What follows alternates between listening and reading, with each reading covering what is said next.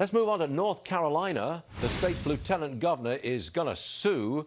He's a Republican, and he's going to sue the Democrat governor, Roy Cooper, over lockdown policies. The lieutenant governor says the governor has repeatedly ignored the law, enacted mandates that selectively target the businesses and citizens of North Carolina without concurrence from a majority of the Council of State. Lieutenant Governor Dan Forest, Republican, is back with us. Mr. Lieutenant Governor, this is a straightforward political fight because you're running against the governor in the forthcoming election. You're a Republican, he's a Democrat. It seems like it's coming down to Republicans want to open up and Democrats want to keep things closed. Is that about it?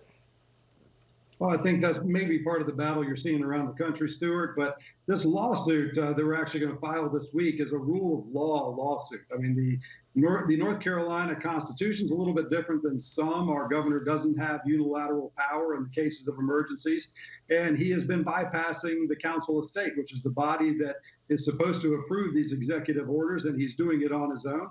And we believe, regardless of any of the issues, a rule of law is more important during times of emergency than any other time. And as you know, it applies to citizens and governors alike.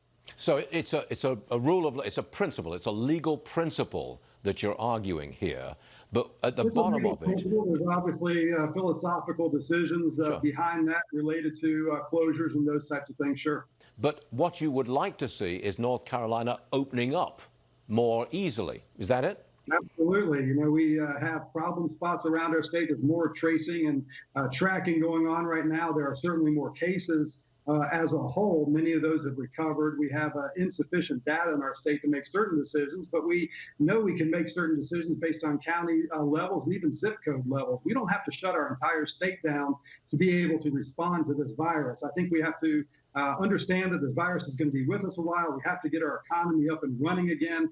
And we have well over half of our state counties in our state that are ready to do that right now without being locked down. So we can get things going again. We can protect the most vulnerable, and we can protect people's livelihoods.